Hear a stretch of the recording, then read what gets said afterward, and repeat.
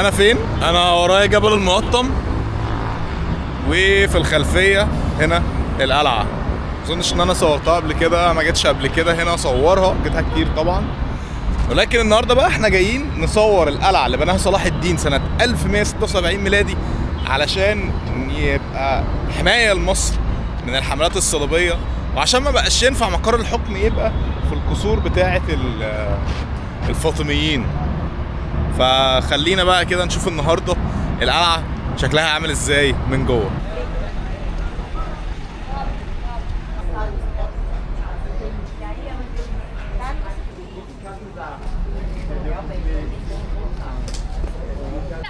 فدلوقتي اقدر اقول لك اهلا بيك من داخل قلعه صلاح الدين، تحديدا من قدام جامع محمد علي. بحييك. في الفيديو هنا تشوف ورايا جامع محمد علي اللي بناه محمد علي باشا في قلعه صلاح الدين او قلعه الجبل، علشان دي كانت على جبل، فاتبنت القلعه علشان تبقى شايفه القاهره كلها من تحت.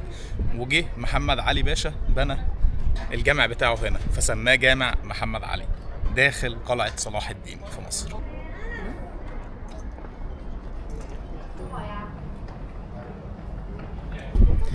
أنا دلوقتي قدام جامع محمد علي باشا.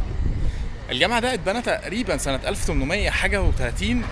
احنا كلنا عارفين ان محمد علي جه سنة 1805 جه حكم مصر وبقى هو الحاكم الفعلي للدولة، وجه قعد هنا في القلعة في قلعة الجبل، وكان مقر الحكم كان من هنا، وبنى الجامع ده اللي بيسموه جامع الألاباستر احيانا، وهو شكل العمارة العثمانية، لان محمد علي طبيعة الحال ان هو كان راجل عثماني تابع للجيش العثماني، فجه وبنى الجامع بتاعه هنا.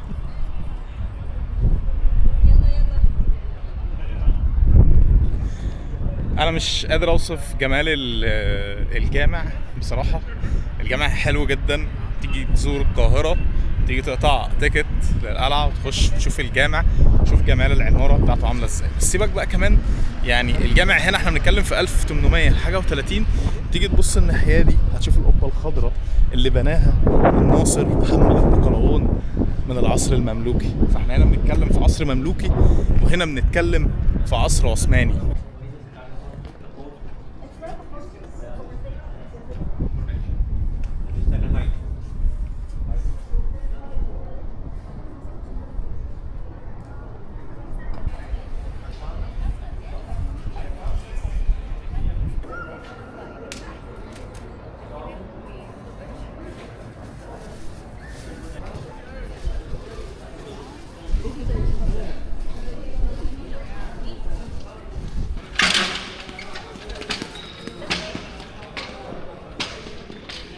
دخلنا جوه جامع محمد علي.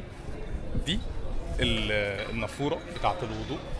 طبعا الجامع ده معمول معظمه من الالاباستر والرخام، وحاجه عظيمه جدا، حتى علشان كده هم بيقولوا عليه جامع الالاباستر. وفي الساعه دي، شايف جمالها عامل ازاي؟ القلعه والمآذن بتاعتها تقدر تشوفها من اي حته موجوده في القاهره تقريبا، يعني في معظم اماكن القاهره تمشي هتشوف القلعه، تحس ان هي زي هذا الاهرامات كده. حاجه مهمه جدا ان انت تشوفها، والجامع ده بالذات.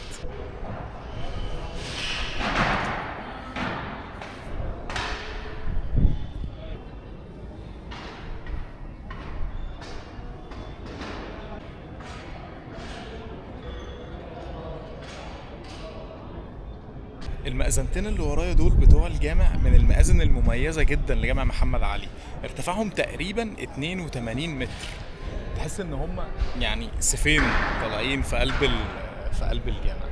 الزخارف النحاسية والنباتية اللي موجودة هنا في المكان كتير قوي قوي قوي ان الواحد يتكلم فيهم ويشرح، بس يعني مفيش اكتر من ان انا هقول لك تعالى علشان تستمتع بيهم بجد.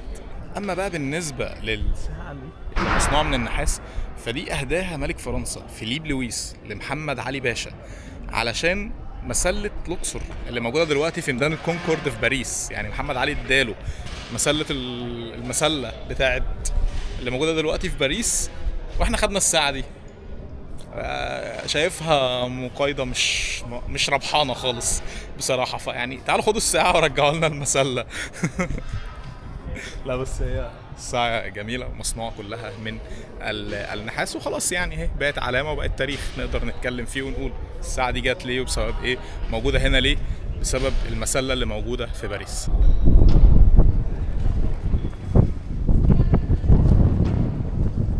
تعالوا بقى نخش دلوقتي جوه الجامع. انا جوه الصحن دلوقتي اللي بره. تعالوا نخش جوه الجامع نفسه نشوف شكله عامل ازاي دلوقتي. يلا بينا. تقريبا في قراية فاتحة هنا بتعمل، ف عشان كده الناس بيوضبوا هنا حاجات.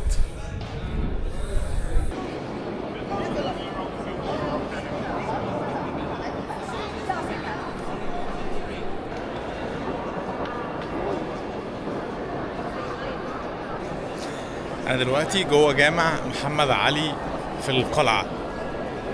الجامع الجميل جدا اللي مليان، يعني من اول ما هتخش وانت هتلاحظ كمية الزخارف اللي معمولة بشكل نحاسي او من النحاس، زخارف نباتية كتير كتير وقباب، طراز طراز العثماني، ولكن هو مبني موجود عندنا هنا في مصر.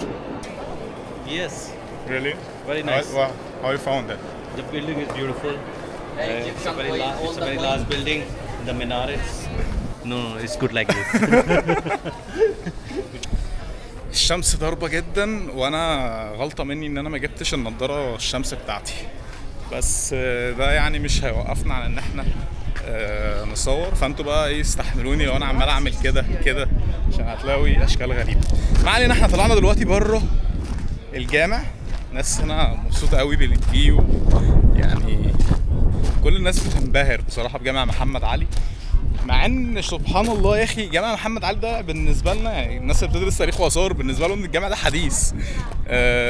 عندنا جوامع اقدم من كده بكتير، الازهر وابن طولون والمؤيد شيخ وغيره. بص منظر الجامع من ورايا شكله عامل ازاي. فبحب دايما اجي اصور البانوراما من هنا. بص بقى البانوراما اللي ورايا دي.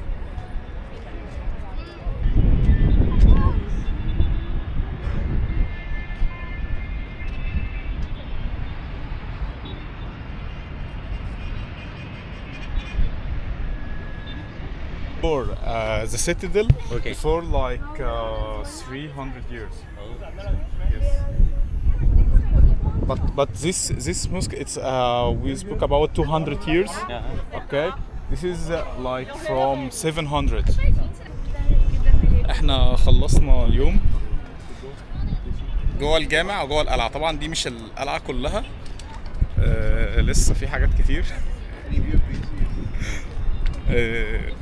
لازم اجي تاني اصورها، لان احنا ما صورناش النهارده غير جامع محمد علي بس. لسه باقي بقى الجامع الناصر وجامع الابراج وحاجات كتير قوي هنصورها. اشوفك الفيديو الجاي. سلام.